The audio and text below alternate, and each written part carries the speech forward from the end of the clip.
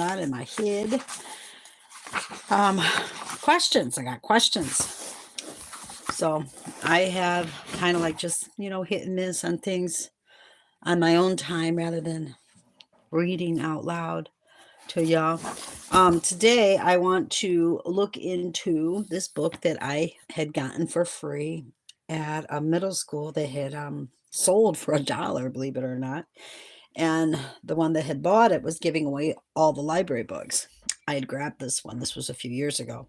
It is called The Reformation. It is from Time Life. Is it called Time Life Books, I believe? Yeah, Time Life Books.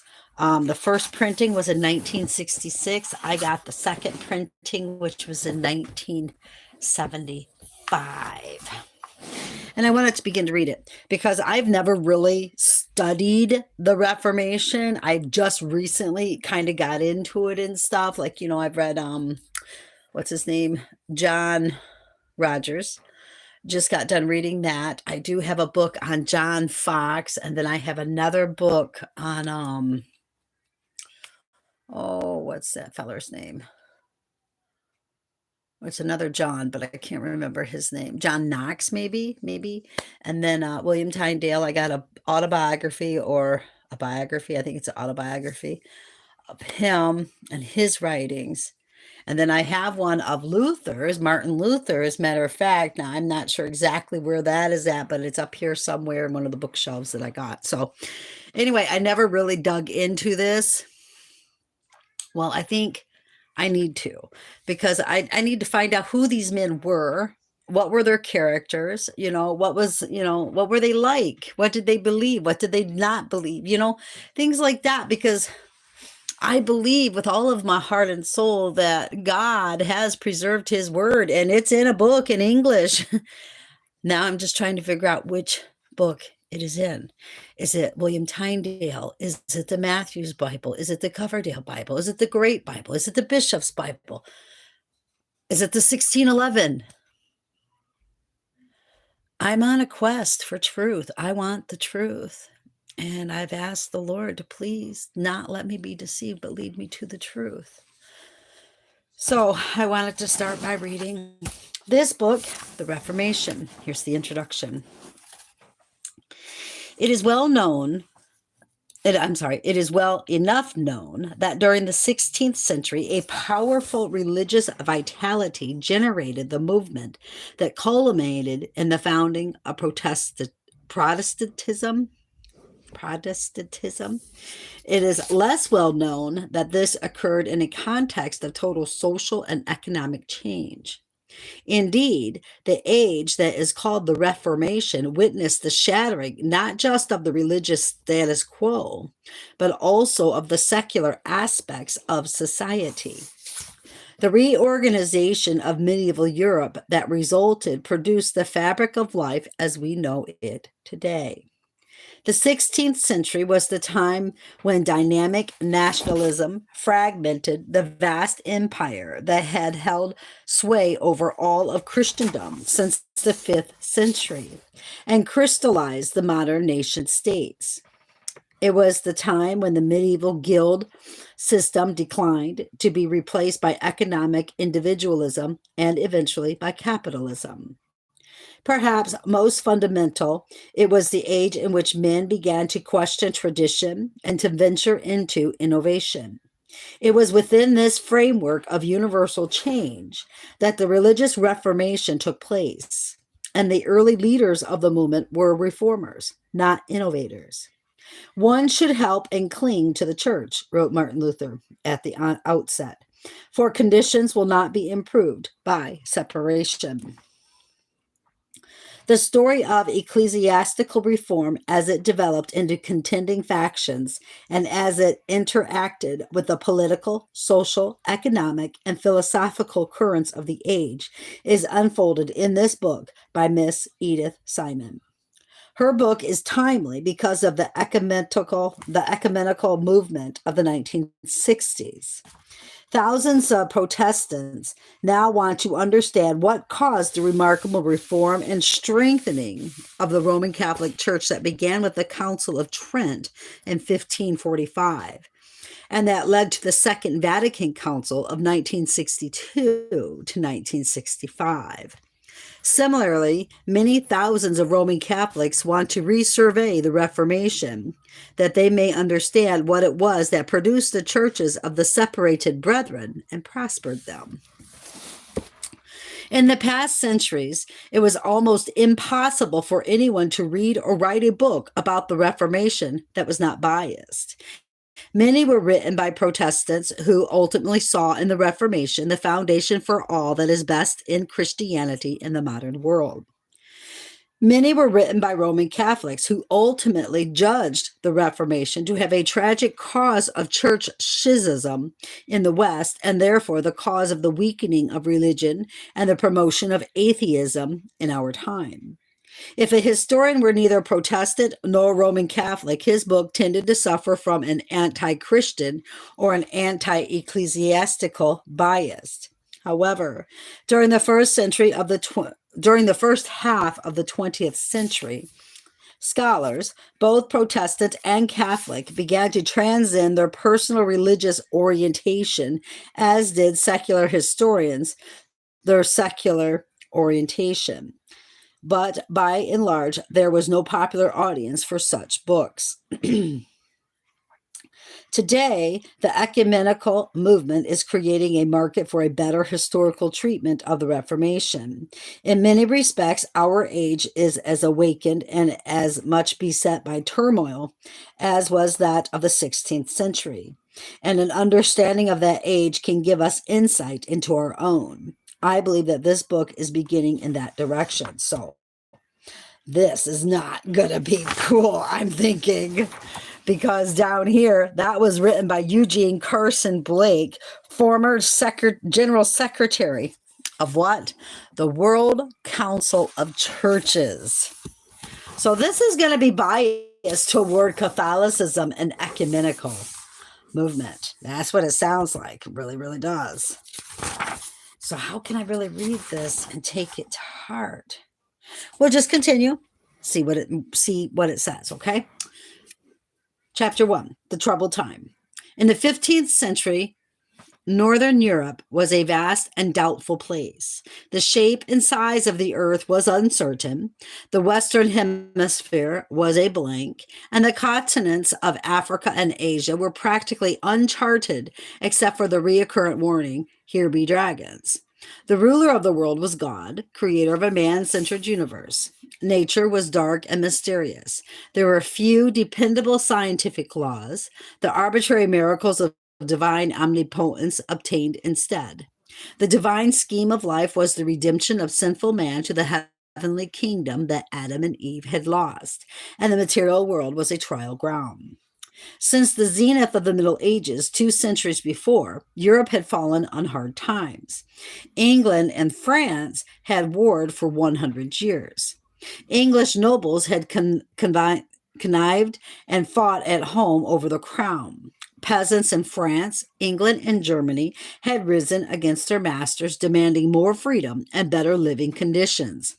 Worst of all, trading ships home from the east had brought in diseased rats that had visited on Europe the Black Death, a disastrous pestilence that decimated the population of the continent all the way from the Mediterranean to the North Sea.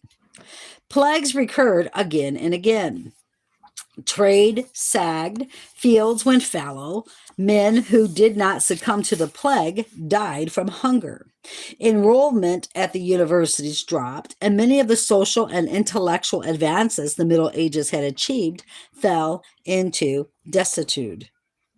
Peoples tied to the soil and subject to the caprice of nature have ever been superstitious, prone to propitiate an unfathomable deity with charms and to exorcise malicious demons with curses, and so it was in the dusk of the late Middle Ages. The people of this era shrank before the mighty example of the God who had consigned his own son to the appalling death of the cross, before the inscrutable will that had caused to be carried off hundreds of thousands of dead in an inexplicable pestilence. before an angry God who showed himself in the rustling of dry leaves, in the howling of distant beasts in the deep forest at night, in the flight of birds across the moon. Fear was everywhere. Hellfire rather than paradise was the incentive to righteous living. Shh. Human virtue was measured and human training administered by punishment. Aesthetic flogged and fasted their way to heaven. Children were thrashed before they could reason. Servants and apprentices were whipped by their masters. Criminals were subjected to a whole catalog of tortures. Murderers were boiled alive in oil cauldrons. Traitors were hanged by the neck, then drawn and quartered. Heretics were burned at the stake. Other offenders were strangled to the accompaniment of pious rejoicing. Europe was still essentially agrarian, and rural life went on in tune with the cycle of the seasons. Grain was the staple food, and not until harvest time was there in abundance. And then only if fortune smiled and the yield was good. Even so, much of the produce had to be divided between storage to last until the next harvest and seed to be sown for the next crop. Cattle and oxen, which in summer provided dairy products and labor, could not be kept alive on the scant supply of hay that remained in the winter. And people could not spare their own meager rations to feed the animals. Most of them, therefore, had to be slaughtered in the autumn for meat and hide. Their flesh would be preserved by salting and smoking, and then rationed out during the long, lean winter ahead. The autumn slaughtering was a time of feasting and merrymaking before nature closed down and confined men to their cramped, shuttered dwellings where they would mark the time until the new springtide, weaving cloth and making and mending their clothes and tools. November 11th was the day of Saint Martin, the patron of drinking and merriment, and his day was one of celebration, not unlike the American Thanksgiving, or 1,000 other festivals that from primitive times have marked the passing of autumn into winter. On St. Martin's Eve in 1483, a second son was born to Hans and Margaret Luther in the mining town of Elsben in Saxony. In honor of the saint who watched over the event, they named the boy Martin. If saints and medieval demons were watching over the child, this son of Saxon peasant was himself to watch over a new era. Indeed, he was to help to bring it into being. The dark and haunted world into which Martin Luther was born was, in fact, on the point of turning. A new spirit was emerging out of the gloom of the late Middle Ages. Life was growing easy, and some people were beginning to rebel against the old superstitions and fears. Once this process had begun, it was inevitable that Europeans would one day start to re-examine the whole fabric of their spiritual beliefs. When that time came, a leader would be needed to crystallize the new thinking. Martin Luther was to be that man. In 1483, when Martin was born, Europe was just awakening from the late medieval torpor. The towns were beginning to stir again with commerce, and the mines were thrumming with industry. The printing press had been invented and paper manufactured, and literacy was ceasing to be the province of scholars. German universities were proliferating. Across the Alps in Italy, the Renaissance had already turned men's mind from the promise of deferred paradise to the pleasures of life on earth. Beyond the Rhine, France and England had ceased their hostilities. Farther away in Portugal, a wandering Genoese, Christopher Columbus, was trying to enlist the support of a skeptical court for a plan to reach the wealth of Asia by a westerly route across the ocean. In 1453, Constantinople, for over 1,000 years a Christian stronghold in the East, had fallen to the Turks. One effect of this seeming catastrophe was that a wave of fleeing Greek scholars flooded southern Europe, seeking refuge in the Christian West and bringing with them a heritage of classical antiquity and a new intellectual outlook. Europeans had encountered Greek learning during the 12th century, but then it had come to them by translation from the Arabic. Now it was available in the original Greek, and scholars began to see the ancient writings in a new light. Before long, they turned their attention to the font of Christianity, the New Testament. And when they did, they alighted on discrepancies between the original Greek text and the Latin Vulgate of St. Jerome, which had been the accepted version of the Bible since the 6th century AD. The revival of ancient learning, literature, and art had brought about a new attitude toward human beings and their place in the world. Formerly, human accomplishments had been seen as a reflection of divine will. Now they were seen as worthy of attention in their own right. This attitude was known as humanism. Humanism combined with the critical spirit of the late medieval scholasticism. It's like scholasticism, okay, or the pursuit of truth by painstaking logic to create a different conception of the relation of faith and reason, revelation and knowledge. Scholastic theology had been built on the belief that a knowledge of God was accessible by reason, and 13th century men had trusted in the power of man's mind to understand the ways of God. 15th century men were not so sure. That's crazy. The invention of the printing press was disseminating not only Christian thought, but secular and pagan thought as well. And it was reaching a population that was growing increasingly literate. Some of the wealthy at first scorned printing as vulgar, which sometimes it was, and feared a drop in the artistic quality and economic value of their manuscripts. But scholars had no such fear, and many of them joined with printers to produce magnificent copies of ancient classics. By 1500, Europe possessed an estimated 9 million books, compared with the few than 100,000 hand-wrote manuscripts from 50 years before. No other invention has so thoroughly or so rapidly revolutionized intellectual life and society. The more men read, the more they felt the stirrings of independence. The more was traffic in ideas accelerated, and with it criticism of society and of the church. Nowhere was criticism sharper or independence fiercer than in Martin Luther's birthplace, Germany, whose growing wealth was in commerce and industry, and whose vigor was in the confident burgher class. The German throne, or that of the Holy Roman Empire, of which the German territories were still a part, was occupied during most of the second half of the 15th century by the Habsburg Emperor Frederick III. He was a weak and indolent ruler whose reign saw little accomplished but the marriage of his son, the future Maximilian I, to Mary of Burgundy, and the consequent acquisition of her holdings, which included the Netherlands, to the Habsburg lands. The Holy Roman Empire was not a centralized state. It was a religious political concept. It was Roman by heritage, Christian by faith, and primarily German by language and location.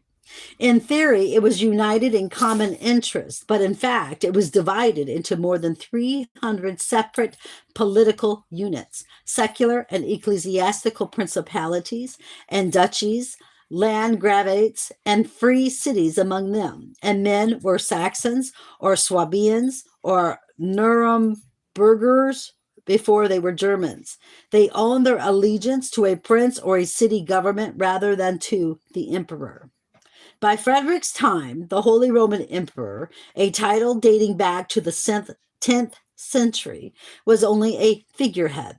He had effective control of only a small part of his titular dominions, really only the estates of his family and their vassals. He had only a symbolic role and no real rule, because no German emperor had succeeded in cementing a centralized state as the French and England monarchies had done long since. Princes and towns restricted the emperor's power. He could collect no taxes sufficient to his needs, and he could not maintain an army. The real powers of the empire were the 7 electors, princes, and archbishops who ruled important territories and who, according to Germanic custom, elected the emperor. They acknowledged the crown in elaborate feudal homage, but frustrated the exercise of imperial authority. Hans Luther was a subject of the Elector of Saxony, which was one of the larger principalities of the Holy Roman Empire, and the site of the rich iron and copper laden woodlands of central Germany. Hans was a free peasant and an opinionated, hot tempered man who, according to one legend, had killed a man in a petty quarrel. Whatever the truth of the legend, he had left his father's farm because an older son he had no inheritance. Because as an older son, he had no inheritance. The opposite of the rule of primogeniture obtained in the region where he lived. The youngest son, not the eldest, was heir to his father's property. Well, I never knew that. That's kind of messed up. He moved to Elzeben, where he worked as a copper miner. He moved again to Mansfield, began to save his wages, borrowed some capital, and leased a small smelting furnace. After a time, he employed others to work for him, and eventually he acquired 6 mining shafts and 2 foundries. Less than a decade after Martin's birth, he was elected a municipal councillor in Mansfield. The career of Hans Luther, a peasant who might have expected to remain on the soil, testifies to the social flux that prevailed in 15th century Europe. The bonds of feudalism, which formerly had kept every man in the station to which he was born, had loosed their hold. Aristocrats were impoverished, peasants were uprooted, and a new class of men were seeking their livelihood in trade and manufacture instead of the land. In earlier days, trade had been purely an exchange of commodities.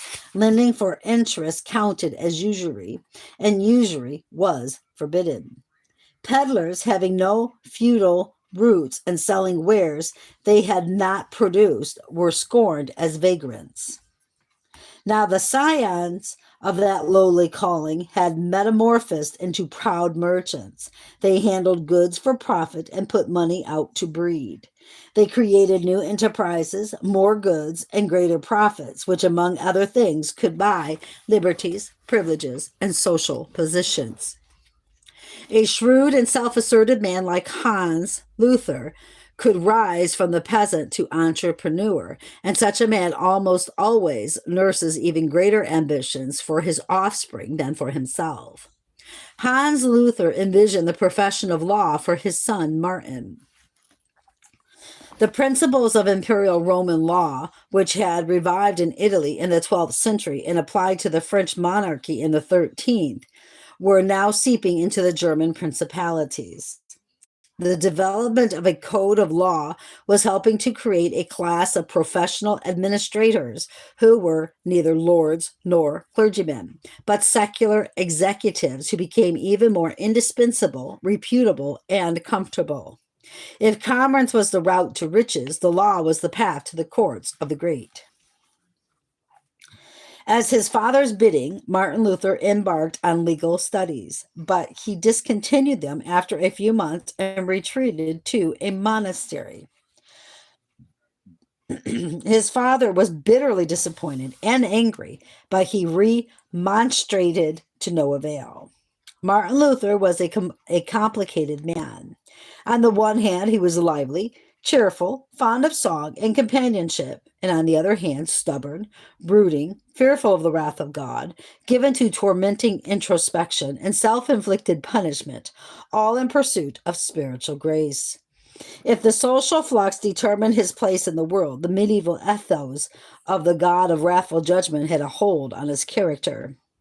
Entering a religious order must have seemed to him the obvious way to acquire the peace of mind he so desperately sought. Luther entered the Augustinian cloister at Erfurt in 1505, when he was not yet 22 years old. The chapter he joined was one of the most diligent of monastic groups. Monasteries had been founded with austere regimes designed to help their members to salvation, and medieval monks had done much to keep the culture of ancient Rome from disappearing under the barbarian onslaught, to train the youth of Christian Europe through long centuries otherwise dark and unenlightened, to fell forests and reclaim fields, to secure the poor and tend the sick. In Luther's time, the monks were under attack for loose living and abuse of wealth and privileges. Some monasteries had lately been reformed, and it may be said that at Erfurt, Luther experienced 16th century monasticism at its most rigorous. He undertook to fulfill his vocation with a diligence and zeal that marked everything he ever did. He practiced several forms of asceticism, fasting to excess, and praying long hours into the night. He confessed his sins regularly and in detail, exhausting himself and confounding his confessors. If ever a monk got to heaven by his monkery, he later said, I would have made it. All my brothers in the monastery will testify that I had gone on with it. I would have killed myself with vigils, prayers, reading, and other works. Still, he did not attain the inner peace for which he yearned. If his superiors found his excesses exasperating, they were not blind to his intelligence, and eventually they sent him to study and lecture at the new University of Wittenberg. Early in the 15th century, Wittenberg had been only a shabby town, but one effect of the lack of unity among the German territories was the stimulation of competition. The Elector Frederick the Wise chose Wittenberg as the seat of his domains, which he wished to make the cultural center of Germany. He refurbished the town with public buildings, a castle, and a new church. He amassed over the period of his lifetime a collection of more than 17,000 relics, among them some straw that was purported to be from Christ's manger, a vial of Mary's milk, and 204 fragments of the children slaughtered by Herod at the birth of Christ. He put them on display in the castle church, where, simply for the viewing of them, the faithful could gain indulgences, a medieval invention that meant a bestowal of grace intended to commute the punishment said by the church to be due for the commission of sins. Indulgences were then, and would later be in a different way, the focus of much of Luther's thought. Frederick's collection of relics was more than a source of pride and a promise of heavenly credit. It was a source of revenue for his church and for the principality. Pilgrims came from near and far to share in their blessings, and then, as now, the tourist trade was lucrative. Nevertheless, Frederick was not solely mercenary, nor solely simple and devout. He was ambitious for the cultural growth of his electorate too, and to this end he founded the University of Wittenberg. The university was only 6 years old when Luther arrived in the winter of 1508. It was small. It had no more than 300 students, but like many institutions, they are new and small. It was aggressive and open to novelty. Luther taught moral philosophy and Christian theology at Wittenberg. By all signs, he seemed marked for a brilliant university career. Superiors and students alike thought well of him, and his mental powers ripened. But still he fretted about his soul, and he still could not come to terms with his God. His superiors were sympathetic and tried to help, but they were also worn down by his persistent anguish. His confessor told him, God is not angry with you. It is you who are angry with God. After 2 years of study and lecturing, Luther was sent to accompany a senior friar to Rome on a diplomatic mission for the Augustinian order. The Augustinians were required to travel by twos. Luther was young and inexperienced, but he had already shown himself a zealous and articulate spokesman. Probably this was the reason he was chosen, despite his lack of seniority, to accompany the man in charge of the mission. Many years later, he was to say he would not have missed the trip, for then I might have been afraid of being unjust to the Pope. The true friars left Wittenberg about the middle of November 1510, around the time of Martin's 27th birthday. The roads were already dissolving in winter mud, and in the mornings they were encrusted with ice. Progress was slow and tedious. It might also be dangerous, for vagabonds menaced the road, and outlaws lurked in the great forest that covered so much of the countryside. Many impoverished knights had turned highwaymen, and so had unemployed soldiers who chafed for adventure as well as livelihood. Princes and city leagues endeavored to keep order along the public roads, and some succeeded, but bandits and brigands still threatened in places. Travel required more courage and stamina than money, at least for clergymen. The religious houses along the way opened their doors to fellow monks and provided them with free hospitality, and so did many a humble homestead.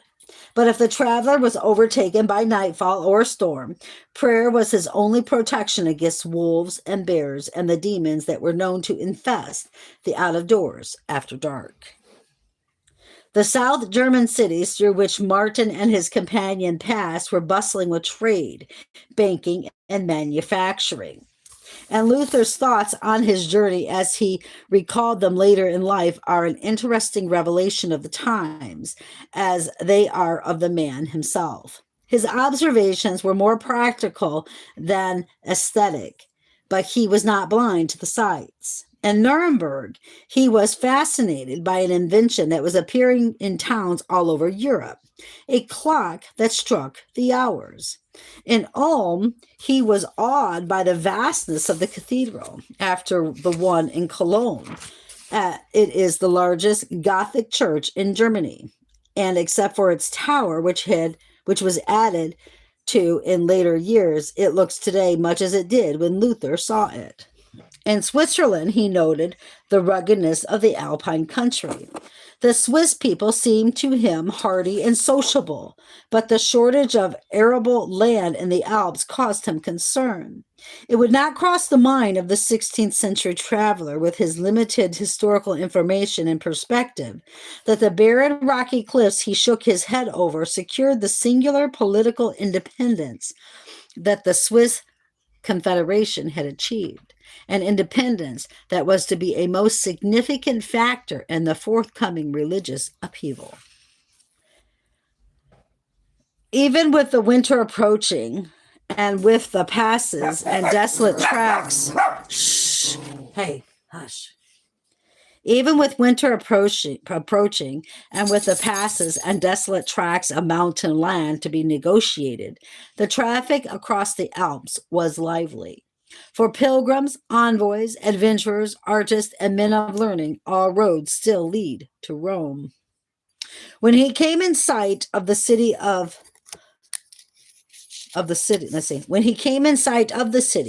Luther prostrated himself and uttered a half prayer. Hail, Holy Rome. Here was the capital of Christendom, the home of the Vicar of Christ, the sacred place that had known Saints Peter and Paul and unaccounted martyrs of early Christianity. Luther had come some 800 miles on foot, and he was overcome with wonder. Here, as in Germany and Switzerland, his observations were more practical than aesthetic, but now they were mixed with the prayers of the awestruck pilgrim. He took no notice of the treasures that would enthrall Goth centuries later, but he was much struck by the size of the Italian figs and grapes.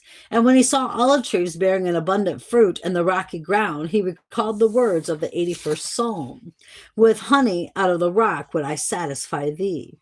The morals and the irreverence of the Italians caused him distress, but he was nevertheless able to like their kindness, their vivacity, and oddly enough, their tailors. Inherently charitable, he admired their hospitals, where patients were given white nightgowns and laundered sheets and served their food on clean plates. As a latent evangelist who would have much to say about the education of the young, he approved their foundling homes where orphan children were well fed, neatly uniformed, and taught lessons. The city as a whole in Luther's time was essentially medieval, with crooked and narrow streets, churches set in squares, walled fortifications, and towers everywhere. But the ruins of the ancient past and the upsurging of the Renaissance were visible as well. In the Old Quarter, the early Christian basilicas of Saint Giovanni and Laterano, Santa Croce, and Santa Maria Maggiore stood among vineyards and fields. Cows grazed in the old Roman Forum, and goats gamboled on the Capitoline Hill. And everywhere there was rubble. Ruined Roman arches were interspersed with little medieval houses, some of them in open fields, others clustered together on crowded streets. Luther took no delectation in the ruins as did the humanist. He was insensitive to the grandeur of pagan antiquity. Out of the rubble, the Renaissance was rising. The new St. Peter's was under construction. The four great pillars were already standing in anticipation of the dome. Michelangelo was painting the ceiling of the Sistine Chapel, and Raphael was at work on the Stanza della Signatura frescoes. But Luther was not there to see Renaissance art, and he was there on business for the monastery and as a pilgrim. There were monuments to saints and martyrs, dozens of churches, and several shrines, for the visiting of which he might obtain a store of indulgences. When he was not engaged with the Roman cura, he set out to see the sights, and like any modern tourist, he carried a guidebook with him. In his time, making the pilgrim's rounds was an exhausting undertaking, as it was the fashion then to visit all the 7 major churches of Rome in one day. The pilgrim fasted that he might receive the Eucharist at the end of the circuit. The streets were largely in despair. Many were not even paved, and it rained almost every day of the month that Luther was there. Except for all the sacred shrines and the churches, Christian Rome gave him misgivings, as it did many another pilgrim from the north. He was offended by the ostentatiousness of the cardinals' palaces and scandalized by the stories he heard of the popes, which were told by the Romans with irreverent amusement. Pope Alexander VI was said to have had bastard children. The current Pope, Julius II, called the Papa Terrible by his contemporaries, had more concern for the affairs of state than he did for those of the spirit. He manipulated treaties and men with abandon. He led his armies personally, astride a great war horse, hurling threats of excommunication at his enemies as he charged. Shh, you hush now. Julius, too, was the Renaissance pope par excellence, one of a long line of frankly political, frankly Italian-oriented popes who disported themselves like secular princes. He patronized the arts, oversaw building construction, and coined money. He is remembered to history as the sponsor of St. Peter's Basilica, the Michelangelo statue of Moses, and other works of art, but his chief concern was to regain for the church the papal lands and power that had been lost before his pontificate. At this, he was successful in...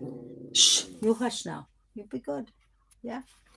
He inherited the church's properties in a state of dissolution. He subdued the factions that were fighting for them and bequeathed to the Pope who succeeded him a consolidated territory of considerable size.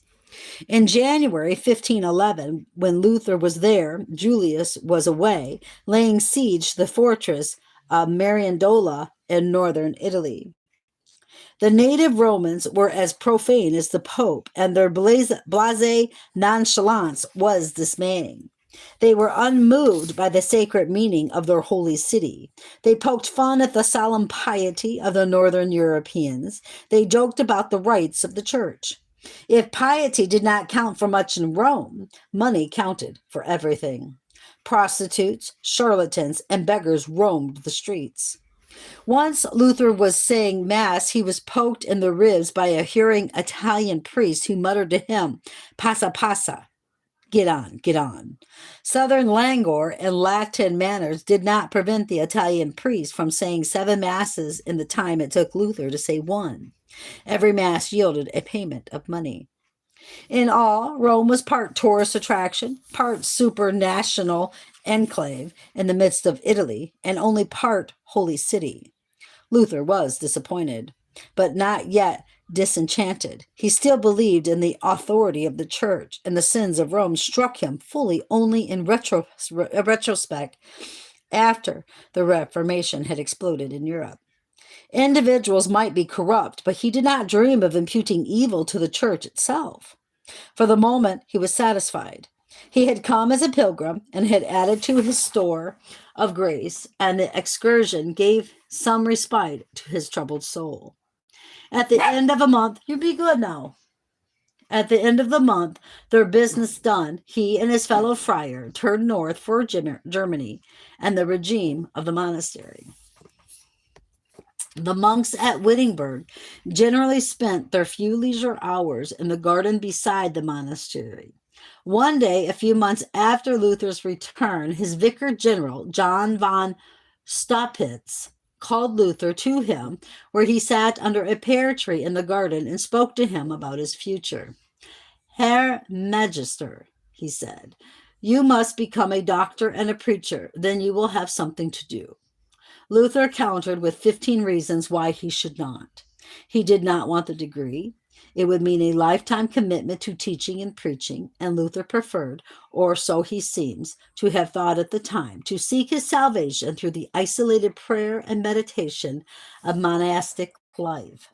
Staupitz reproached him for his reluctance, but Luther replied, "Herr Staupitz." That's what it sounds like. It's Staupitz. Staupitz. "You will bring me to my death. I will never endure it for 3 months. Don't you know that our Lord God has many great matters to attend to?"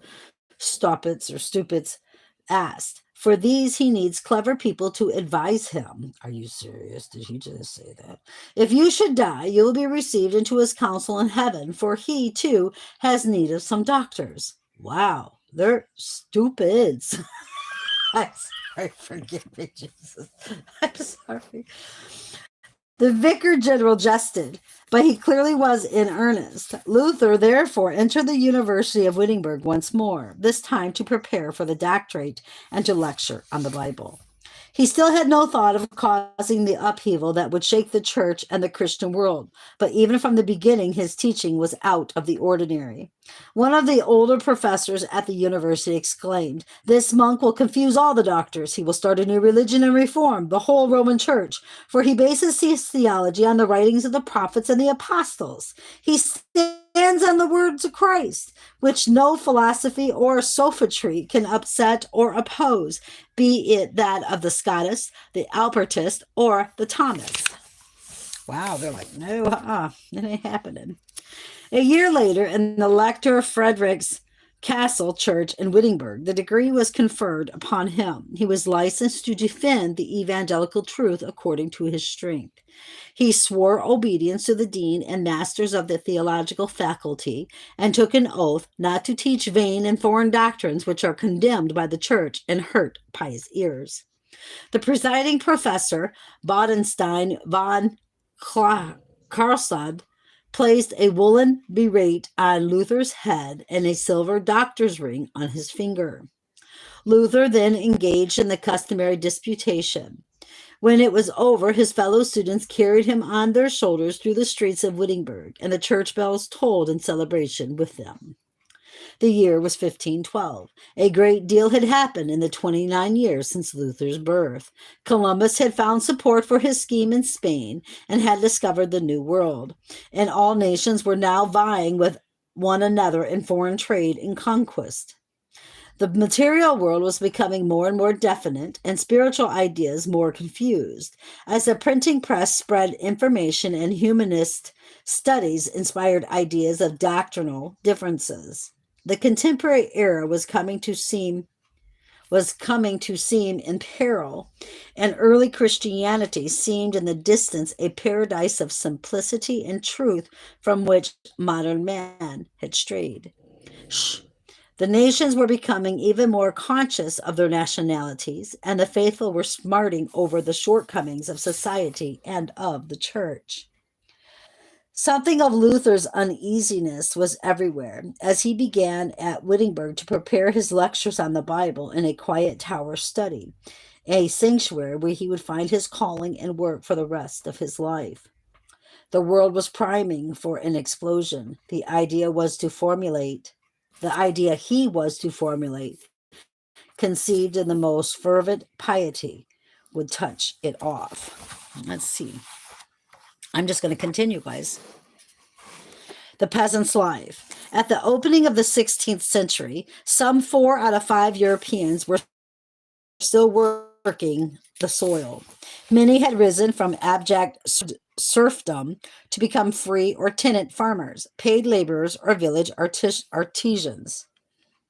But most peasants were still heavily burdened with taxes and services to their lords, the owners of their land.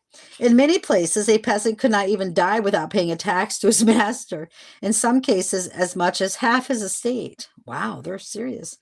Only within his own community could he find a measure of companionship and relief. Isolated, self-sufficient, and close-knit, the peasant village was united by its communal pleasures as well as by shared hardship. Its joys and sorrows were recorded by many artists, most notably, and there's a picture above, by the Flemish master Pieter Bruegel. Some of their scenes suggest the peasant's rough sense of fun, others his resentment and despair, emotions that gave rise at first to protest and petitions, and finally to bloody revolt. Laboring for church, lord, and family. Living in the shadow of a manor house or castle, many a peasant of the Reformation labored not only to sustain himself by his dependents, but also to meet the demands of his lord. It's a lowercase L. It's like a person. It was a hard life. The peasant's cottage, built of timber, clay, and rubble, with a roof of thatch and a floor of earth, was dim, dirty, and in winter, bitterly cold. Back of the cottage was a small garden plot and sometimes a chicken coop, pigsty, or cowshed. Backyard produce was needed to supplement the often meager harvest. Before he could feed his own family, the peasant paid 2 masters. To the church went a great tithe, or tenth, of his grain, another tithe of fruit and vegetables, a third tithe of livestock. To his lord, he twice a year yielded up a fixed percentage of all he produced as rent for his land. Even more irksome was the time exacted for personal service on the lord's domain, in some parts of Germany, 60 days. These days, often falling when the peasant most needed the time for his own crops, were spent doing anything the master ordained, including beating the bushes for the noble pastime of the hunt. We have to run after the gain all day without food or drink. One peasant protest declared, we get our pay in curses and kicks. Wow. An annual cycle of rural task. A peasant's daily work was rigidly dictated by the cycle of seasons and often by an agricultural system handed down from medieval times. Arable land around many villages was still divided into 3 great fields in which an individual worker had the use of scattered plots. In one, he grew wheat or rye for bread, in a second, barley for beer, and oats for cattle. The third was left fallow for future crops. The peasants' implements were crude and few. A small wooden plow, sometimes pulled by a horse or an ox, a scythe for reaping, a flail for threshing grain. After the harvest was in, the herds were rounded up from the common pasture or brought down from the hills. Some of the Lord's cattle went into his barns, but for lack of shelter and fodder, peasants slaughtered most of their own livestock in the fall. Few could survive the winter outdoors. Oftentimes, the only way a hungry man could bring his family through the lean months was by poaching, killing for food the quail, peasants, doves, and deer, which the Lord kept for his own hunting pleasure, and which often nibbled away at the crops. The penalty for poaching could be severe. In the words of one peasant complaint, those animals which do us harm, we are forbidden to hunt, and to disobey is to have our eyes put out. The boisterous pageant of a peasant wedding. Although a serf often could not even marry without getting his lord's permission and paying him an extra tax, prosperous peasants celebrated the event with a lavish generosity. Sometimes a family spent as much on a wedding feast as it would to buy a small house. On such occasions, manners were coarse, talk free, and drinking prodigious. Undernourished and overworked, a peasant consumed as much as a gallon of wine or beer on an average day. At weddings, he outdid himself. The Bruegel paintings and details here show some of the high spirit and crude humor with which country folk, released from their toil, shared a rare moment of joy. And they're like dancing around and all that other stuff, drinking like crazy. Okay. Rough day on the holy days. Farm and church holidays were free days in the peasant's calendar of labor, and he greeted them with a robust irreverence that often alarmed the higher clergy. These gentlemen of the church deplored the sinful transgressions that accompanied rural merrymaking, yet they continued to create even more occasions for it. By the start of the 16th century, a score of saints' days were observed each year. The glee which country folk brought to their holidays is suggested in the carnival scene on Adrian van de Ven. As a few genteel townsfolk look on, entertainers parade in a fantastic array of household utensils.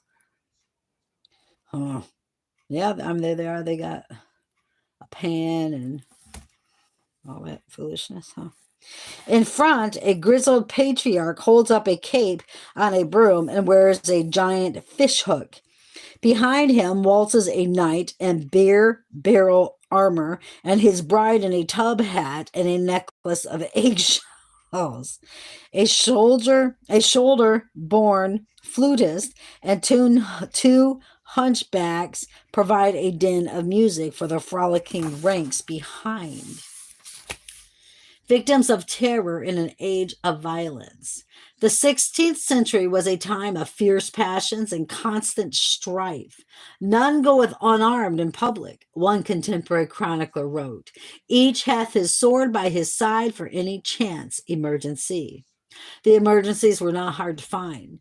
Between periodic wars, mercenary troops, their wages cut off, moved around the countryside, attacking merchant trains and occasionally plundering peasant villages. In 1529, one band of freebooters boasted of having burned 52 churches in England, as well as stealing tremendous stores of private property. Already oppressed by their own cruel lords, peasants often fought back savagely against the brigades. That is crazy. Casualties of cruel times. The disintegration of the feudal system provided increased opportunities for peasants, but for others it meant only the freedom to starve under still harsher taxes and rent. Mounting resentments finally burst out in Germany in the bloody peasant war of 1524.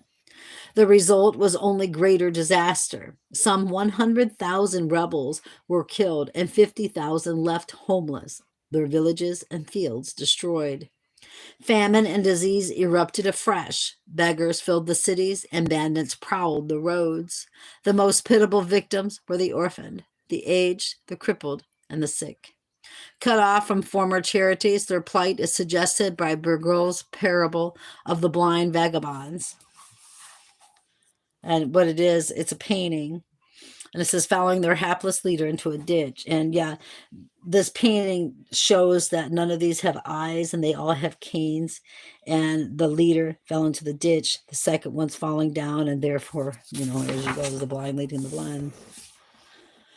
Okay, I think I'm going to stop that there because we are, looks like, at an hour. I do want to continue with this, though, because I think it's interesting. Things I didn't even know. I didn't know this stuff. I don't know if you all knew it, but I didn't. But I didn't graduate, so you guys probably did. All right, brothers and sisters, keep your eyes on Jesus. Always. Your nose in the book, which is the Word of God. And embed the Word of God upon the tablets of your hearts, so you and I will not sin against God or be deceived. I love you. Bye-bye.